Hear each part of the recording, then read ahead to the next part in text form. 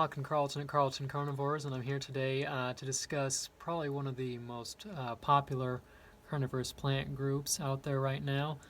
These guys are really popular not only because, well, they're carnivorous, and of course all of us who like that strange detail love them, but also this is a group that catches the eye of general houseplant growers because they're rather famous for their amazing flowers, and that is the butterworts, the genus Pinguicula. I've got quite a few examples here to share with you guys. These guys grow not quite worldwide, but certainly in a number of places around the world. They stretch from almost the tip of South America all the way up in through Central America, the Caribbean, and into North America, as well as across most of temperate Eurasia and even into Japan. There's a couple species that are even found in northern Africa in the Atlas Mountains of Morocco. So the ones that people might see most often in person, especially if you live in the northern temperate regions, are the northern temperate butterworts. I've got an example here. This is Pinguicula macroceras nortensis. This is a species from northern California, Oregon, Washington, that sort of area. These guys, they grow, of course, as these flat rosettes of really thin, kind of curled leaves. And we'll see if we can get it onto the camera here. Get the camera to focus a little bit. But when you touch the leaves actually come up with like this sticky secretion. I'll make sure to add in something here for this. But the leaves, these guys act as a flypaper trap. So the leaves are covered in teensy tiny little tentacles, stalk glands, that secrete a protein-based mucilage that when insects land on the leaf, they get stuck to it. And then a lot of people don't realize this. These guys are somewhat active carnivores because after the insect sticks to the leaf will actually then dimple inward, or if the insect is near the edge of the leaf, it'll actually curl in to kind of capture that insect and actually create kind of a pool where the digestive juices can fill in and actually process the insect. So the northern temperate butterworts, which people are probably most, a lot of people will see in person. Of course, they're found from North America and then in through Eurasia. They are part of the group that is found in Morocco. Get the camera to focus on me here. There we go.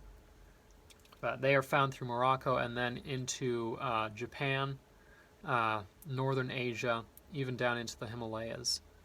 And in winter, they will die back from this into a tiny dormant bud called a hibernaculum, which looks almost like a set of scales kind of set over top of each other into this little tight bulb. And during this time, these guys are completely dormant. They are not doing anything whatsoever. They're just trying to survive through what can often be extremely harsh conditions in some cases, because some of these species are found even north of the Arctic Circle. So, come on, there we go. But the ones that people may grow most often, though, are from the Mexico and Central American regions. These are the Mexican butterworts, and I have several different varieties because they come in a huge range of diversity. Some that people might find most interesting is Pinguicula lawiana here. This is the red-flowered butterwort.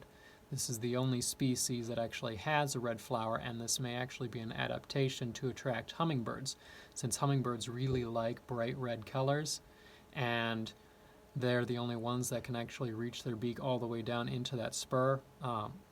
They may also compete with certain species of hawk moth for that same niche, but that's one variety. You also have species from this area that have really long and slender leaves. So this is Pinguicula Moctezumae, one of several species of kind of filiform leaf butterworts.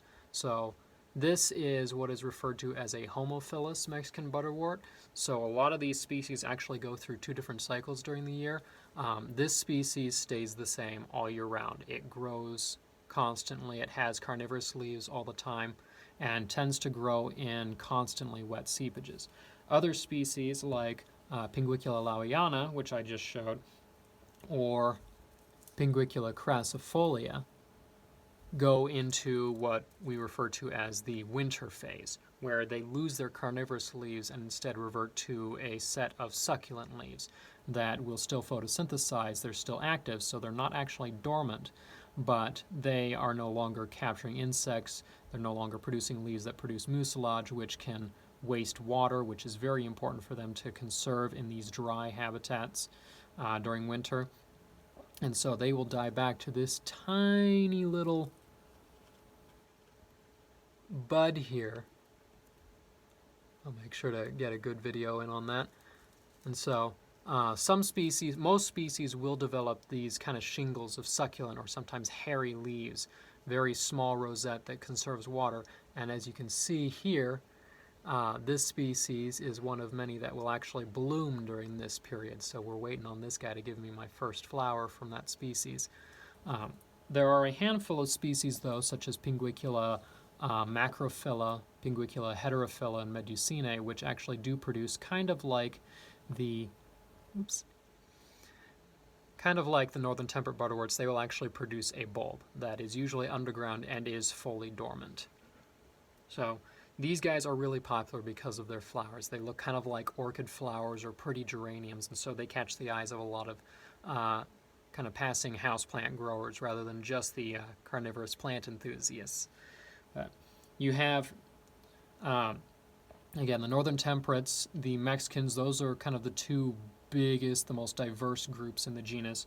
But then you also have some other groups, such as the South American species like Calyptrata, Antarctica, Chilensis. Actually, I think Chilensis is now Nahuelbutensis, long name. Those guys are very similar to what we call the U.S. Southern Temperate Butterworts, which is another group, which I have a representative here. This is Pinguicula caerulea. See if the camera will want to focus on that flower. We'll get a close-up for him. These are all species that are also technically homophilous. They don't develop a winter rosette. They don't go dormant per se in the winter, but oftentimes they do live in places where they may experience sort of a cooling down period. So the very far southern South American species will go dormant in winter, where they literally just stop growth. They don't lose their leaves or anything, but they just stop while they get covered in snow for the winter. These guys, they slow down in growth and kind of set themselves up to get ready for spring. Cool weather kind of triggers them to start blooming like this guy has. And then come spring, they will send up usually anywhere from 1 to sometimes up to 12 or more flower stalks, which are then pollinated. Most species, we don't really know what pollinates them, but oftentimes, like with Lawiana, we can conclude maybe it's hummingbirds for some species. For this guy, it might be some of the native bumblebee or solitary carpenter bee species that actually pollinate these guys. And so these guys, the flowers are set up actually very similar to some of their relatives like Utriculare and Genlycia, the bladderworts and corkscrew plants, where you have kind of a calyx that holds in the bud, the flower bud, with all the sepals, and then you have the corolla, which is basically formed from fused flower petals that surrounds the actual reproductive parts of the flower inside.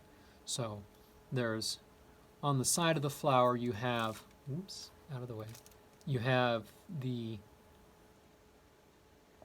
nectar spur, where the nectar collects, and that's what attracts insects, gets them down into the flower. You have the corolla tube underneath, or within which is where the stigma and the anthers are found. And then, of course, the petals, which have various pretty colors, and sometimes they're usually also marked by ultraviolet markings, which we can't see but act as kind of guides for insects and pollinating birds. So that will bring them in. And so inside, we'll bring a video up for this. You will find a kind of a flap-like stigma with a very sticky forward-facing surface, and that's where the pollen will land as an insect climbs in, and it'll rub against that stigma and deposit pollen. And then as the insect goes further in, behind the spur is where two little anthers are actually sitting. And so as the insect goes past, as it begins to pull back out of the flower, it'll kind of pull that stigma flap up, exposing the anthers, and it'll rub against that, getting pollen on its back or its head or whatever. And then it'll fly to the next flower and repeat the process again, wiping that pollen across the stigma, and then gathering new stigma and so on, or new pollen from the anthers and so on. So these guys usually flower. It depends on the species, of course. The temperate butterworts of all kinds will flower in spring. The Mexican butterworts may flower literally year-round. Like I have one species here. This is another homophilous species, Pinguicula emarginata, which grows all year round. It's a fairly small species, but extremely delicate, colorful flowers. And this guy blooms all year round, given the right conditions. So in these different habitats, of course, they'll attract different pollinators that are active at these various times of year. Now, the different species also have different habitat requirements. Often the northern temperate species, you will find them in bogs, peatlands, kind of like you will, say, American pitcher plants or sundews. You'll often find them growing together. In some cases, they will actually grow on limestone or karst seepages, so very alkaline or ultramafic substances sometimes.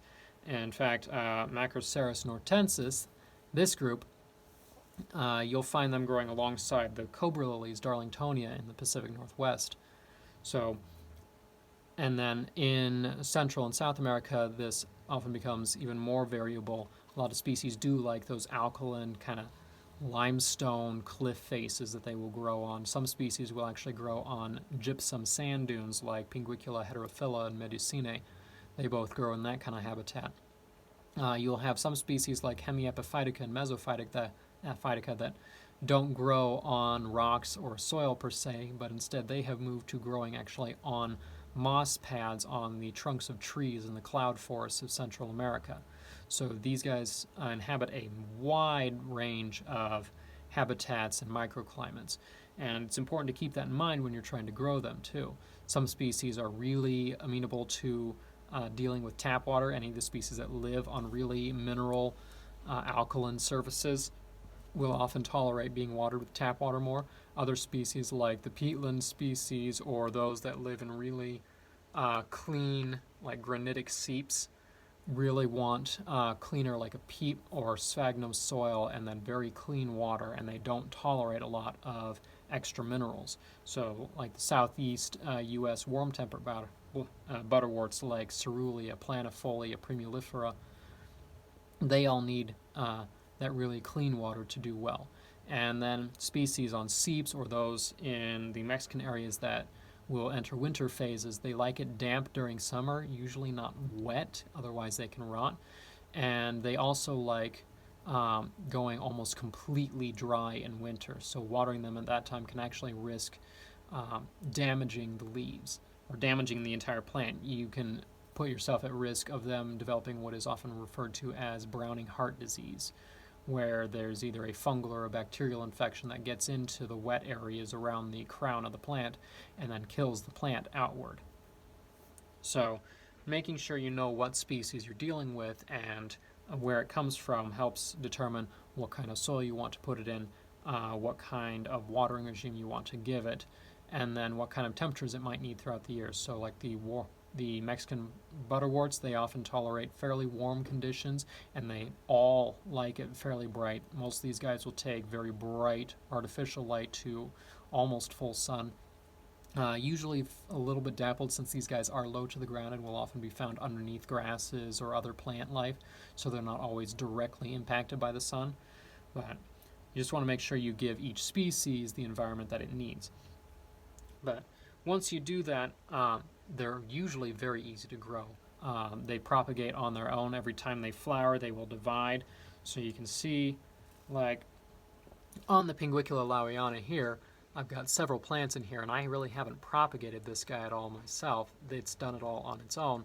So when one plant flowers, the crown will actually split apart and develop two new growth points, and so that will eventually grow apart into two completely separate plants. So once you're actually good at getting them growing, you can also try, a lot of them will cross-pollinate within the same related group, of course. You can't cross like a warm temperate butterwort with a Mexican butterwort. They're not related enough, but you can cross most of the different species of Mexican butterwort with each other to create any number of different hybrids. I've got a couple examples here. These are both emarginata hybrids crossed with different forms of Pinguicula morinensis. This is crossed with huahuapan, and then this is crossed with the ANPA-A form from Tonala. And so you can see one same parent species, but with the other species being so different, the flowers come out looking completely unlike each other. So they often cross very easily, and all it takes is you take the pollen out of one flower and then put it on the stigma of the other, and that's all that it takes.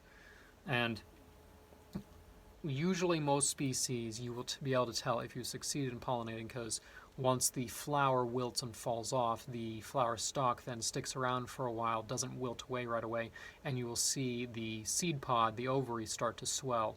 And once that turns kind of tan or brownish and starts to crack open, you will see a number of tiny little seeds inside that then should be immediately sown on the soil surface.